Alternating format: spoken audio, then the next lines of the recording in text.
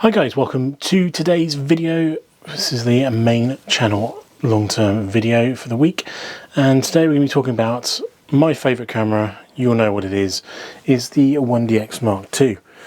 Now obviously I've been away for a little bit of time.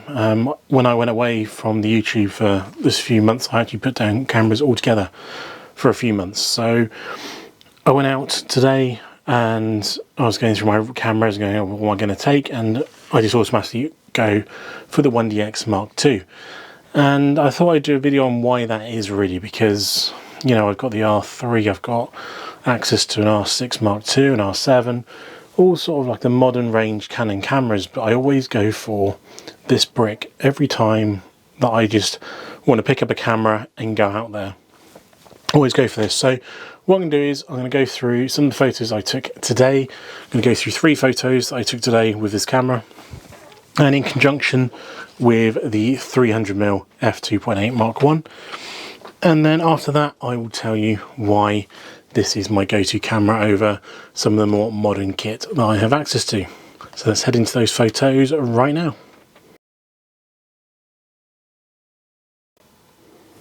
Okay, so the first image here is of the female leopard at my local zoo, yawning here. Just thought it'd be a nice sort of capture in motion sort of image. You can see all the detail, really nice around the detail on the whiskers, all sort of sprayed out to give a bit more sense when she's yawning, because you can't see. And just the colours, you know, I've managed to put that plant in the foreground, so you've got that sense of depth as well to the image. And the colours, I think, just are absolutely really nice. They're not too attacking and too vibrant. They're just how they were in real life, especially on her itself. You got the transition from the white over to the sort of golden colour there as well. Next image here is of one of the cubs that aren't really cub sized anymore, but posing here just as they're walking towards me. Fortunately they didn't ever look at me, so I didn't get a proper nice portrait image of the cubs today, but still, again, you can see the colours and the detail just absolutely spot on. Obviously helped quite a lot by the 300mm 2.8 just being super sharp. If I did the photo again, I'd want to put the focus point slightly higher so I could bring the photo down a bit more, because I've almost cut off the paw, but I've still got quite a lot of headroom there. So if I could even that out next time in hindsight, but still very nice, very usable image, and I'm very happy to have captured it. And finally here, I thought I'd throw in a different animal. We got a gibbon here, looking longly into the distance. Now this one here, I did slightly miss where I wanted to be, and I was shooting a 2.8 as well, so I would never got both eyes in focus, but I've basically hit the brow more than the right eye. The right eye looks in focus here, but when you zoom in it is slightly out of focus, and that left eye is completely out of focus just because of shooting at 2.8. But again, this is more for the detail, so you look at the fur, or the hair, whatever you want to call it, for this animal here along the arm, really nice and sharp in detail.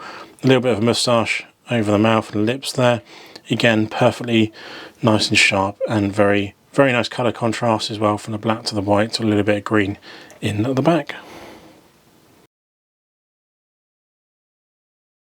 So as you can see from this photo, those photos, you can still get very nice photos, really usable imagery, as you always can with pretty much any camera nowadays. Like, this is a almost 10-year-old camera now. It's 2016 this came out, and it still delivers those really nice photos, really nice quality, and a really nice fast camera in general, with the shutter speed and the AF that it can deliver with the older lenses as well on the EF mounting.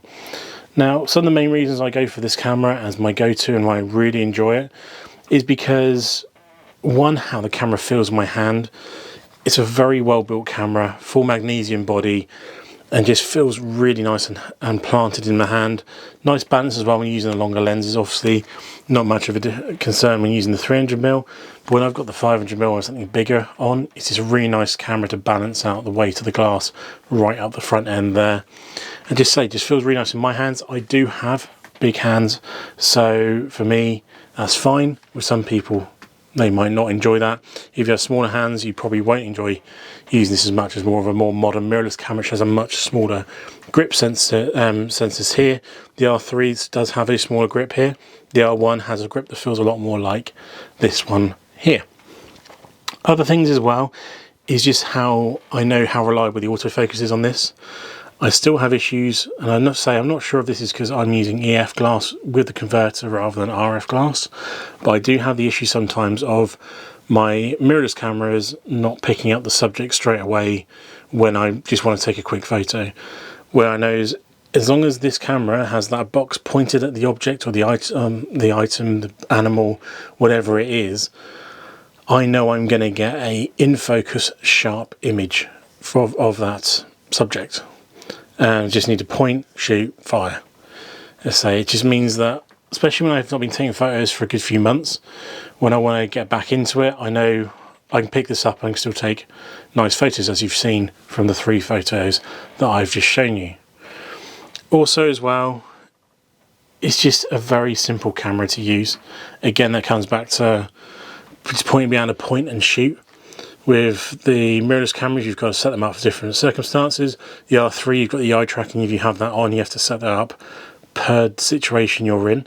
So pretty much every time you go somewhere with it, you've got to set up that again and recalibrate it to your eye, depending on the light conditions that you're shooting in. With this, pick up, shoot, boom, and you get those images.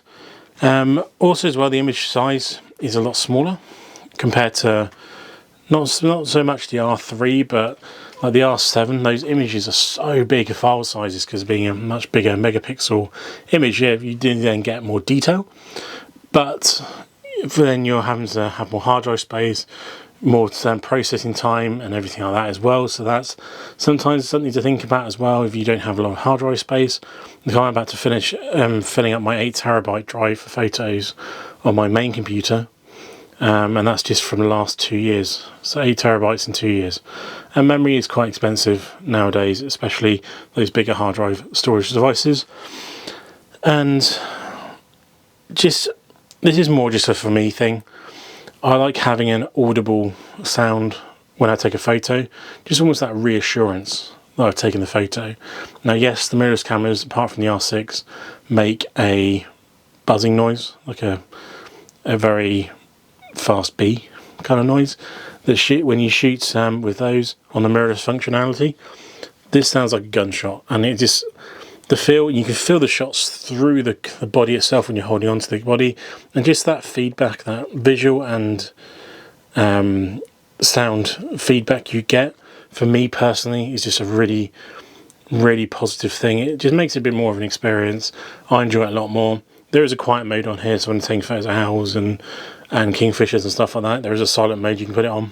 It still makes a nice audible noise even in the silent mode. You just lose some of that speed from the camera itself. But I say, this is my current go-to camera. The fact you can pick these up for now for sub £1,000. This one is 111,000 shutters now, and it's working absolutely amazingly still.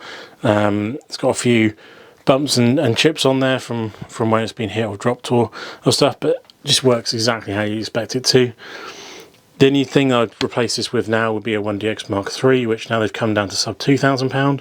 It's something I'm very seriously considering getting at some point soon. I know you guys want me to review that against stuff at the R3, the R1, and of course to see if it's worth upgrading from this camera to that. But that'll be for the future. But for now, let me know your opinions in the comments down below. Do you still use an older DSLR? If you do, why do you prefer using that, and why haven't you upgraded to a mirrorless potentially? Or did you upgrade to a mirrorless and then go back to DSLR? Let me know in the comments down below your thoughts, and I will catch you in the next one, and I'll see you for that one. Thank you as always, guys. Catch you again soon. Goodbye.